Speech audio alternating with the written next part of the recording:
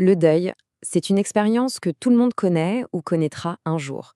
C'est universel et en même temps, c'est un chemin qui est incroyablement personnel. Aujourd'hui, on va essayer de décrypter un peu ce parcours. On va partir de la définition même de la mort pour aller jusqu'à cette question, comment on apprend à vivre avec l'absence. C'est un voyage complexe, mais on va le faire ensemble. Alors, première question qu'on pourrait se poser. La mort, est-ce que c'est juste un interrupteur qu'on bascule en instant T? On a souvent cette image en tête. Mais en réalité, surtout du point de vue médical et légal, c'est bien plus nuancé que ça. Et pour comprendre le deuil, il faut d'abord justement essayer de comprendre la mort.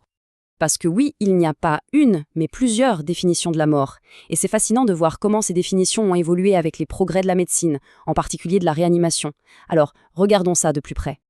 La première étape, c'est ce qu'on appelle la mort clinique. Concrètement, ça veut dire arrêt du cœur et de la respiration. Mais le mot le plus important ici, c'est potentiellement. Parce qu'avec la réanimation, il est parfois possible d'inverser ce processus. Ça crée une espèce de zone grise assez troublante entre la vie et la mort. Ensuite, on parle de mort cardiaque. Là, on a passé un cap. C'est le moment où, malgré tous les efforts des médecins, le cœur ne repart pas. C'est un point de non-retour, du moins pour la fonction cardiaque. Et on en arrive à la définition qui fait vraiment autorité aujourd'hui, la mort cérébrale. C'est l'arrêt total, complet et surtout irréversible de toute activité du cerveau. Ça inclut le tronc cérébral, celui qui gère nos fonctions vitales comme la respiration. C'est confirmé par un électroencéphalogramme plat. À ce stade, il n'y a plus aucune conscience et plus aucun retour en arrière possible. Et ce point est absolument capital, parce qu'en France, c'est cette mort cérébrale qui définit la mort au sens légal du terme. Et ça a des conséquences très concrètes. Par exemple, c'est ce qui permet de procéder à des prélèvements d'organes pour des transplantations, même si le cœur, lui, est maintenu artificiellement en activité. C'est vraiment là qu'on voit l'impact de ces définitions médicales. Une fois la mort constatée, il y a ce moment redouté, terrible, l'annonce aux proches. C'est une véritable onde de choc, un instant dont le souvenir, on le sait, reste gravé à jamais dans la mémoire. Et bien sûr, l'impact de cette annonce, il n'est pas du tout le même selon les circonstances. Quand une mort est attendue, après une longue maladie par exemple, le deuil a souvent déjà commencé, bien avant la fin, un peu en silence. C'est une forme de préparation. Mais alors, la mort subite, un accident, une crise cardiaque, là, il n'y a aucune préparation. C'est un mur, un état de sidération, d'incompréhension totale. L'annonce en elle-même, c'est une épreuve. Et souvent, elle est faite par des gens qui ne sont pas forcément formés pour ça, comme des policiers ou des pompiers. Et les réactions, elles peuvent aller dans tous les sens. Des larmes, bien sûr, mais aussi du déni, de la colère. C'est pour ça que l'empathie, le tact sont si importants. Parce que les mots qui sont prononcés à ce moment précis, on ne les oublie jamais. Après le choc, vient le temps de l'adieu. Et c'est là que les rituels funéraires entrent en jeu. Ils ont un rôle fondamental, à la fois social et psychologique, pour commencer à affronter la réalité de la perte. Cette phrase, elle résume tout. Face à la brutalité, à l'injustice de la mort, les funérailles offrent une structure, un cadre. Elles permettent de se rassembler, de partager sa peine, et puis de commencer à intégrer cet événement absurde dans l'histoire de la famille, de la communauté. Au milieu de tout ça, il y a une question qui se pose souvent, une question très sensible. Faut-il voir le corps du défunt ? Les avis sont partagés et, pour être clair, il n'y a pas de bonne ou de mauvaise réponse. Le point le plus important à retenir, c'est que ça doit rester un choix personnel. Une personne ne doit jamais se sentir obligée. Pour certains, voir le corps, ça aide à rendre la mort réelle, à matérialiser la perte, comme on dit. Mais attention, il faut y être préparé, car ça peut être une expérience très marquante. D'ailleurs, dans les cas difficiles où le corps est très abîmé, il y a des alternatives. Parfois, on peut proposer de voir ou de toucher seulement les mains. Ça peut aider, sans pour autant créer un traumatisme supplémentaire. Bon. Maintenant qu'on a parlé des événements extérieurs, on va plonger un peu dans le voyage intérieur. C'est ce qu'on appelle le travail de deuil. Un processus psychique qui est vraiment complexe et qui se passe, en grande partie, de manière inconsciente.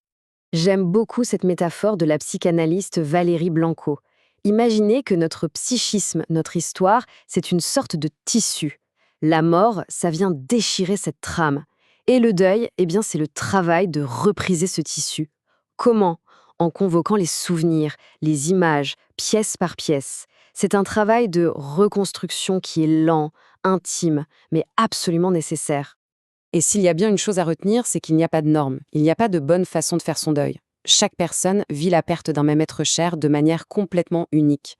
Ça dépend de son histoire, de sa personnalité, du lien qu'on avait avec la personne.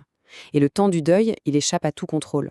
Pleurer 20 ans après un décès, ce n'est absolument pas pathologique.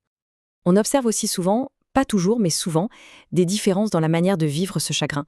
Les femmes, par exemple, ont fréquemment besoin de mettre des mots sur leurs émotions, de parler. Tandis que les hommes ont plutôt tendance à s'isoler ou à se jeter dans l'action, le travail, le sport, le bricolage. Savoir ça, ça peut éviter beaucoup d'incompréhension, en particulier au sein d'un couple qui vient de deuil. Et pour les enfants, eh bien, leur perception de la mort évolue énormément avec l'âge. Un tout petit, entre 3 et 5 ans, il voit la mort comme une sorte d'absence temporaire, un peu comme un voyage. Vers 6-8 ans, il commence à comprendre que c'est définitif. Il pose beaucoup de questions. Et c'est seulement vers 9-10 ans que la compréhension est vraiment la même que celle d'un adulte. C'est donc hyper important d'adapter notre discours à leur âge. Alors, comment est-ce qu'on avance après une épreuve pareille ? L'idée, en fait, ce n'est pas de surmonter le deuil comme on surmonterait un obstacle. C'est plutôt d'apprendre à vivre avec la perte, de l'intégrer à son histoire personnelle. Cette pensée, inspirée du psychanalyste Lacan, est très profonde. Elle nous dit qu'on ne pleure pas seulement la personne disparue, on pleure aussi la place qu'on occupait pour elle. Le fils, la mère, l'ami, cette partie de notre identité qui n'existait que dans son regard, elle disparaît avec elle. C'est un peu un deuil dans le deuil. C'est très subtil mais très puissant. Du coup, la question qu'on se pose tous, comment aider concrètement un proche en deuil ? On se sent souvent tellement maladroit, démuni. Mais en fait, le plus important, ce n'est pas d'essayer de réparer la douleur. C'est impossible. C'est juste d'être là. Une présence, même silencieuse. Une écoute. C'est tellement plus utile que les grandes phrases toutes faites. La clé, c'est simplement de reconnaître la souffrance de l'autre, sans la juger. En fin de compte, le but du deuil, ce n'est pas l'oubli, c'est une transformation. La douleur, qui est si aiguë au début, elle s'apaise petit à petit pour laisser place à un souvenir qu'on intériorise, une présence différente qui continue de nous accompagner. On ne tourne pas la page, on apprend plutôt à lire la suite du livre, avec cette absence qui fait maintenant partie de nous. Et tout ça, ça nous laisse avec cette dernière question, une question qui n'a pas vraiment de réponse simple. Comment apprend-on à aimer dans l'absence ? C'est peut-être ça, finalement, le cœur de tout le travail de deuil. Apprendre à transformer une relation de présence en une relation de souvenir. Et continuer, d'une autre manière, à faire vivre l'amour, par-delà la séparation physique.